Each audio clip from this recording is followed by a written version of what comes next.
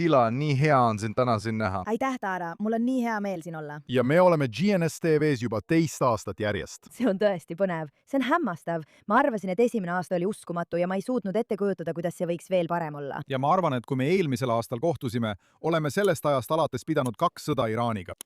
2 vooru samast sõjast, aga kindlasti 2 sõda, sest ma olin siin eelmisel suvel ja see oli päris põnev. Ja nüüd on siin rohkem inimesi. Ja inimesed tulevad aina juurde. Me saame veel ühe.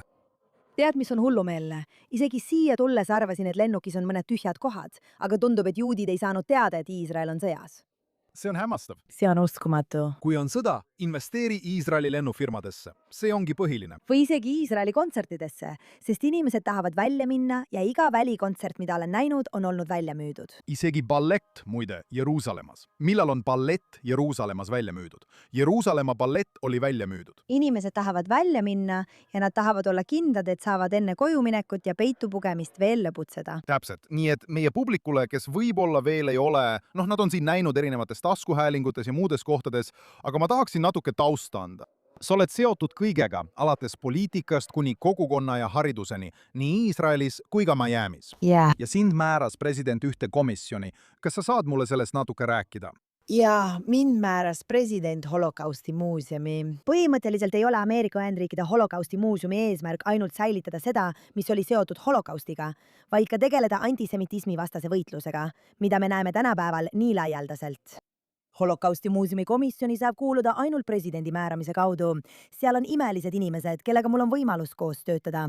Me koguneme 4 või 5 korda aastas erinevateks üritusteks ja ka tegelikeks juhatuse koosolekuteks.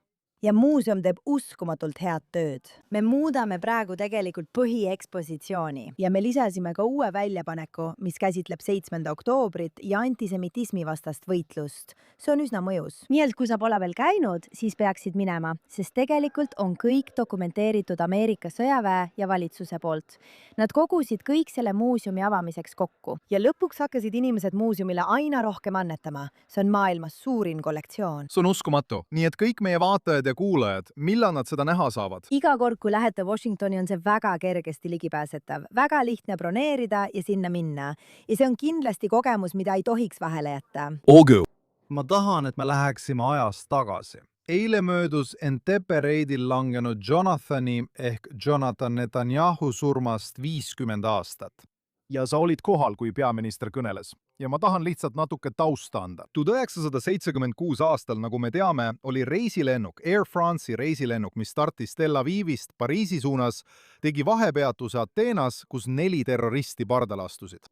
Nad võtsid 248 inimest pantvangi ja lendasid nendega Liibüasse. Muidugi, meie sõbrad Liibüas tankisid lennuki ja saatsid nad Entebbesse, kus lõpuks Idi Amin, keda Iisrael oli sõjaväejuhina koolitanud, töötas koos Palestiina ja Saksa terroristidega, võttis need inimesed, eraldas juudid, rääkides holokaustist. Ja need olid juudid, mitte iisraelased. Jällegi, kui sa olid juut, sind eraldati. Täpselt, see ei ole vastu, see on täpselt nagu tänapäeval. Täpselt sama. See ei puuduta Iisraeli. Inimestele meeldib seda Iisraeliga seostada. Aga tegelikult oli asi selles, kas oled juut või mitte. See oli päris huvitav. Uskumatu. Ja see oli 2500 miili kaugusel Iisraelist. 1970 lendasid Iisraeli eliitväed Sayeret matkal, mida juhtis Jonathan Netanyahu kaubalennukitega kohale. Nad maandusid salaja. Üks meeskond läks ja lasi õhku 12 MiG-hävitajat, mis kuulusid Uganda armeele, ning teine rühm, mida juhtis Joni, läks ja päästis pantvangid. 102 pantvangi, kes kõik tulid koju tagasi. Üks inimene viidi tegelikult haiglasse ja ta kas tapeti haiglas või jäeti haiglas surema. Aga 102 tulid tagasi, ainult üks inimene sai surma. See oli Joni Netanyahu. Ja üks inimene sai raskelt vigastada, kellest inimesed ei räägi. Tema nimi oli Surin Hershko. Ta oli üksik sõdur Ukrainast, ma usun kuskilt Ida-Euroopast. Ta on tänaseni elus. Teda tulistati kaela, ta jäi kaelast allapoole halvatuks ja on olnud 4-jäseme halvatusega juba 50 aastat. Ja ma tunnen teda väga hästi ja ta on mulle tegelikult öelnud, et ta teeks seda uuesti ja see oli seda väärt. Miks Chitila? Kui ma seda uurisin ja teada sain, ma ei teadnud seda lugu. Ja see on veelgi hullumeelsem, sest ta oli juba oma teenistuse lõpetanud. Surin. Ta oli oma relva tagastanud. Ja kui ta kuulis, et tema kaasvõitlejad hakkavad seda tegema, soovis ta sellest osa võtta. nii et ta jooksis oma toakaaslase ühiselamu korterisse, varastas tema relva, jättis kirja, kus ütles, ma toon selle tagasi, läks lennukile, osales selles päästeoperatsioonis ja see eksinud kuul tabas tema kaela, olles ainus vigastatu. Ta on uskumatu inimene. Ja kui sa teda ei tunne, siis sa peaksid teda tundma, sest ta ei ole vihane, ta on nii uhke, ta tahab nii väga seda lugu edasi rääkida. Ja meil on endiselt nii palju neid inimesi meie ühiskonnas elus ja terved. Kõige noorem pantvangide grupi liige oli tegelikult 7-aastane. Tema nimi on Shai Gross. Ta on uskumatu inimene. Ta on seotud... Sa tead. Ma tunnen teda väga hästi. Shai töötab Shalva erivajadustega laste ja täiskasvanutega. Shai töötab vabatahtlikuna Soroka haiglas, hoolitsedes haavatud sõdurite ja nende perede eest. Need inimesed, kes päästeti, on muutunud uskumatult imetlusväärseteks inimesteks. Ja see ongi juudi lugu. Sa ei tea kunagi, kes saab järgmiseks kangelaseks. Tead, ma tahan sellesse julgusesse süveneda ja tahan näha Joni Netanyahut justkui prototüübina. Mis puudutab julgust. Ja ütle mulle, peaminister korraldas eile väga intiimse kogunemise Joni 50. surma-aastapäeva puhul. Kas sa saad meile natuke kirjeldada, milline see oli, millest peaminister rääkis, milline oli õhkkond? Absoluutselt. Kõigepealt olen ma ilmselt 10 korda sellel mälestusüritusel käinud. Ma kasvasin üles Joni Netanyahu lugude peal, sest mu isa ja ema olid selle looga väga seotud. Nad olid siis 15-16 aastased. Nad mäletavad, kui see juhtus. Ma arvan, et igaüks, kes tol ajal elas ja seda kangelaslikku lugu mäletab, ei saa sellest üle. Sa ei saa seda olematuks teha. Nii et ma kasvasin nende lugudega üles. Kõik, keda ma teadsin, tahtsid rääkida loo Joni Netanyahust või leida kedagi, kes teda tundis, kes tema kõrval võitles või oskas tema kohta midagi rääkida. Me oleme peaministrile lähedal, aga juba enne seda püüdsime me alati seda lugu leida. Juhtus nii, et NTP 45. aastapäeval 10 aastat tagasi kutsus keegi mind tavalisele tseremooniale NTP päästeoperatsiooni mälestuseks. Ma ei saanud aru, kuhu ma lähen. Ma olin koos oma laega. Me astusime Jeruusalemma teatrisse ja see oli ilus üritus. Seal olid ministrid, seal olid valitsusametnikud ja äkki pandi tuled põlema ning tervitati kõiki pantvange, kõiki NTP-st päästetud inimesi. Wow. Kõik tõusid püsti ja ma sain aru, et olin suurte inimeste seas, sest need olid kõik need inimesed, kelle lugudel ma üles kasvasin. Ja siis, tundes peaministrit isiklikult, kui kuulates teda esimest korda, rääkimas vennana, Ahad Shakul, nagu me seda nimetame, leinav vend, ja rääkis loo sellest, kui ta sai selle telefonikõne, kui ta pidi oma vanematele rääkima, kuidas asjad olid. Kasvades üles kodus, kus vanemad olid kaotanud lapse ja nii kangelasliku lapse, keda kõik teadsid. Ja tegelikult avastasin ma, et NTP lugu võib olla kõige väiksem kangelastegu, mida me Joni kohta teame, kuid see oli nii avalik, et kõik mäletavadki teda just selle järgi. Kui rääkida inimestega, kes tema ümber olid, siis neid lugusid on lõputult, aga lõpuks sattusin ma sellele tseremooniale. Äkitselt kutsuti lavale Shai Gross, keda ma tol ajal ei tundnud.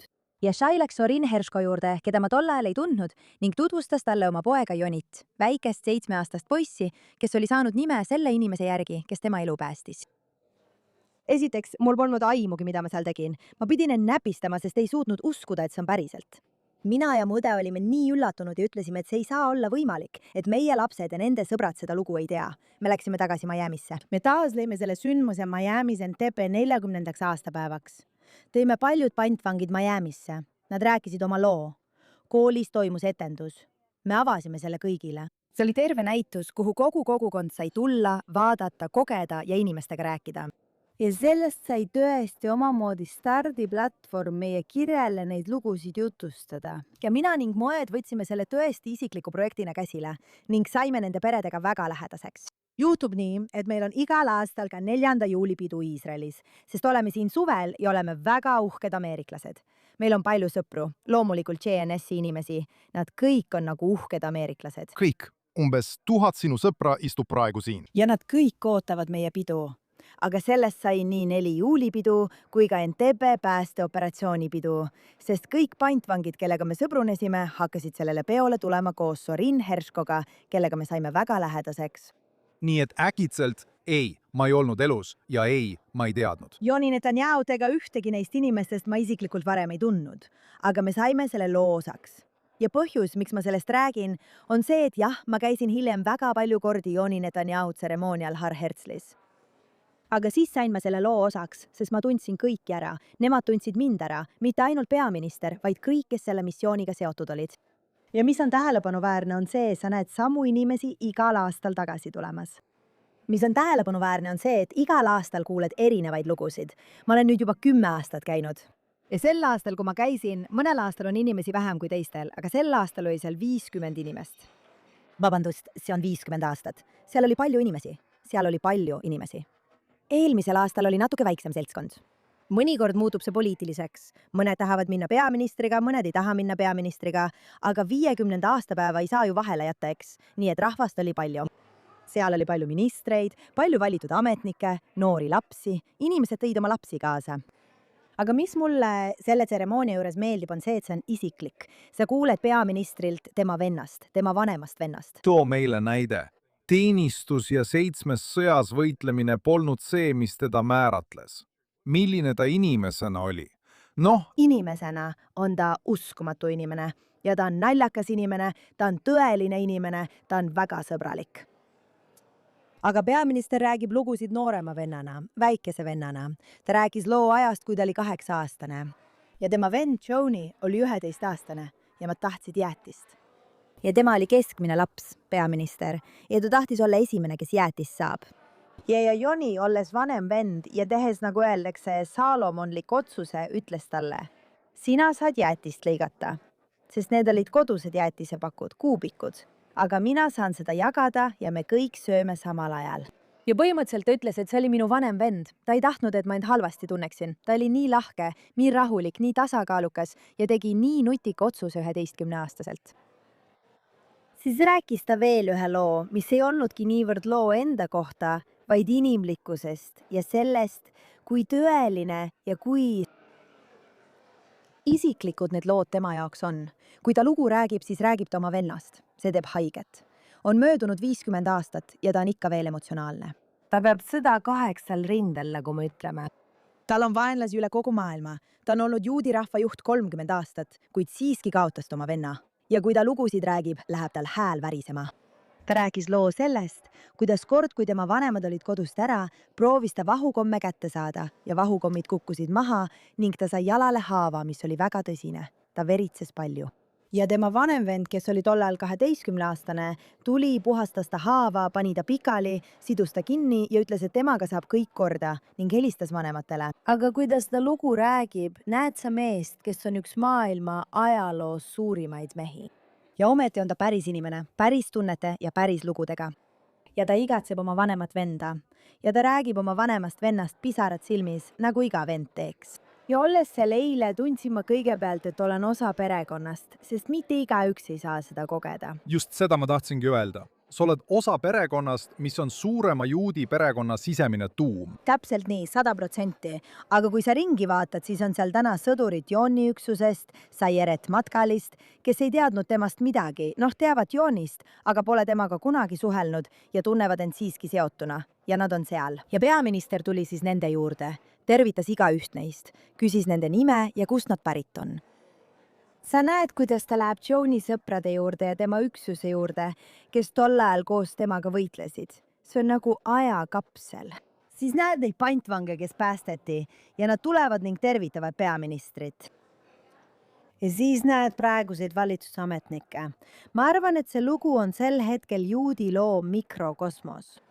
Ja kui me välja kõndisime, maeti veel üks sõdur, kes tapeti sel nädalavahetusel Liibanonis. Jumal. Nii et sa näed, kuidas inimesed astuvad välja kangelastikust loost ja astuvad sisse kangelastikku loosse. Mina olen see juut väljaspoolt, Ameerika Ühendriikidest, kes kasvas üles püüdes sellest osa saada. Ja tõesti, ma tunnen, et olen sellest osa. Aga see on meie lugu. Ja põhimõtteliselt, olles osa NTP loost, olles osa Liibanoni loost, olles osa Amhlavi, Shagat Hari, kõigist Iisraeli missioonidest, see ongi lihtsalt juudiks olemine, sest see ongi see, kes me oleme. Me tunneme üksteisega sidet. Me rõõmustame üksteise rõõmude üle. Me kurvastame üksteise leinas. Me tunneme üksteise valu sügavalt. Ma nutsin Jooni pärast ja ma nutsin selle teise sõduri pärast, 20-aastase noormehe pärast, kes oli just lahingus langenud ja ma ei olnud kumbagi neist kunagi kohanud. Ja ometi elan ma Miamis ja tundsin end mõlemaga uskumatult seotuna. See on uskumatu. See juudi rahva perekonnatunne on miski, mida ma arvan, et on kirjeldamatu. Kui sa tõesti ei ole juudi inimene, siis võib-olla ainus kirjeldus kellelegi, kes ei ole juut, oleks mõelda sellele, kuidas sa tunned oma perekonna suhtes. Just nii tunneme meie iga juudi inimese suhtes. no Kuula. inimesed ütlevad, et lapse kasvatamiseks on vaja tervet küla, eks ole. Ja kõigil on oma küla, aga meil on palju rohkem kui lihtsalt meie küla. Meie kogukond on palju avaram. See on kõigile avatud. Ja kui inimesed arvavad, et me oleme kinnised, siis tegelikult me ei ole.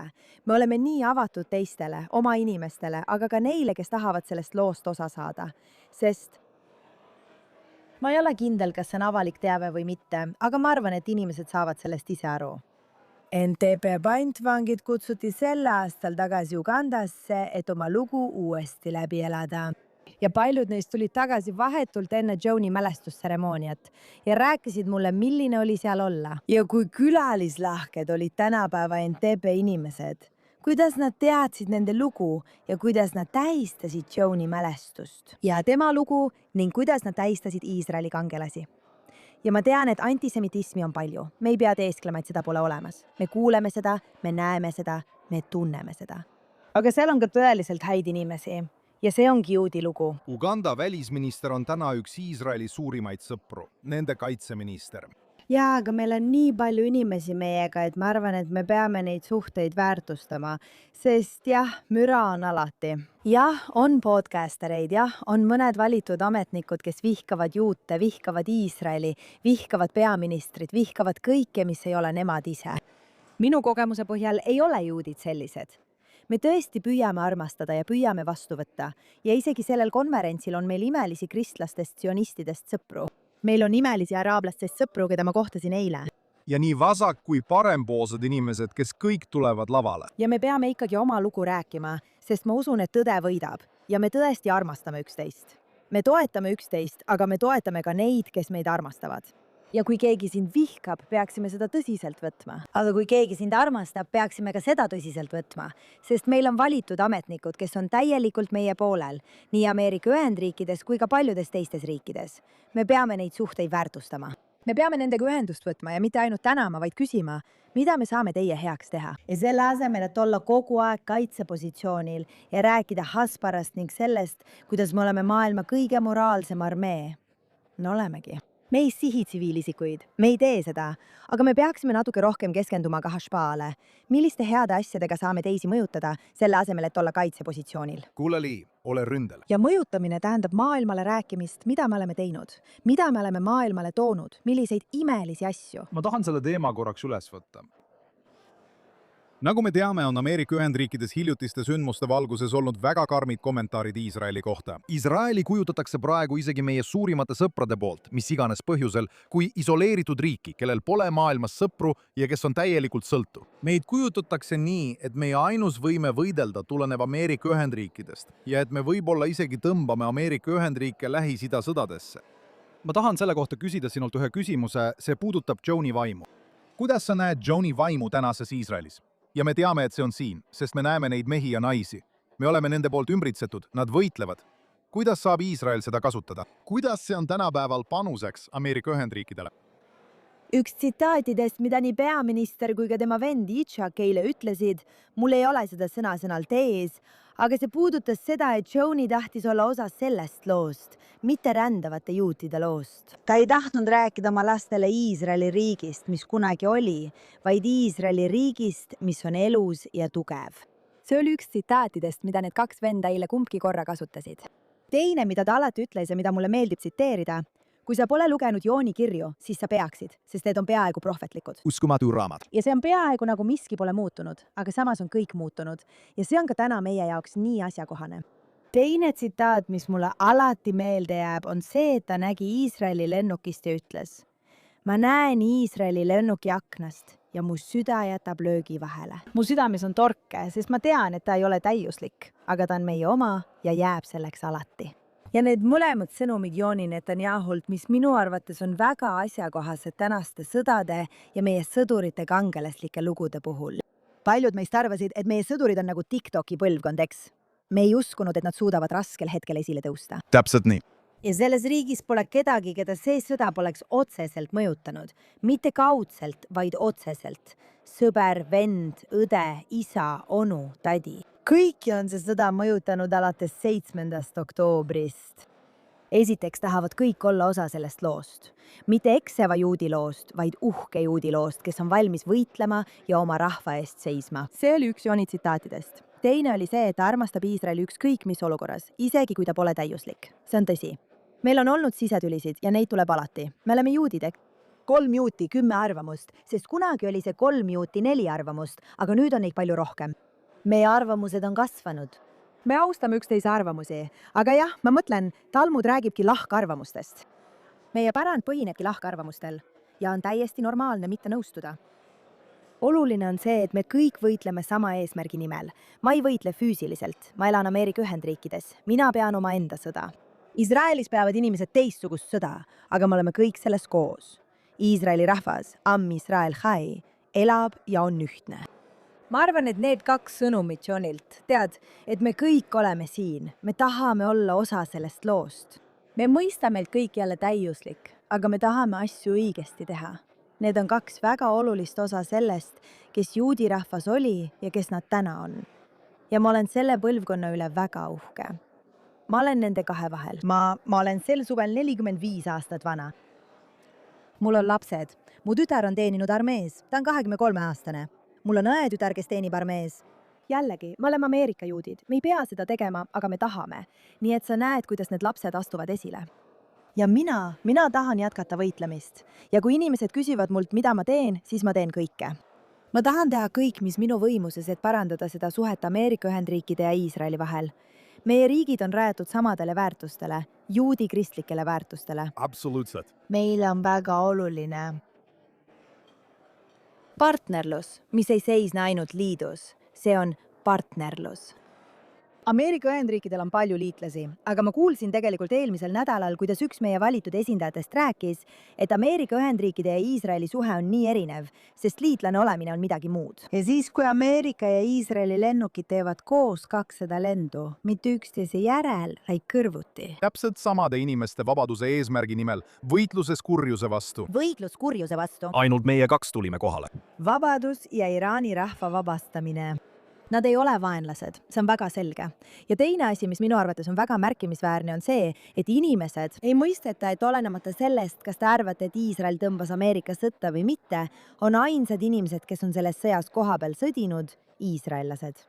Ükski ameeriklane ei ole selles sõjas kohapeal sõdinud. Jah, on olnud probleeme pilootide ja lennukitega ning on juhtunud õnnetusi, kuid Iisrael on valmis saatma oma sõdurid koha peale, et võidelda vabaduse, demokraatia ja tõe eest. Ja Ameerika rahvas peab keskenduma sellele partnerluse osale.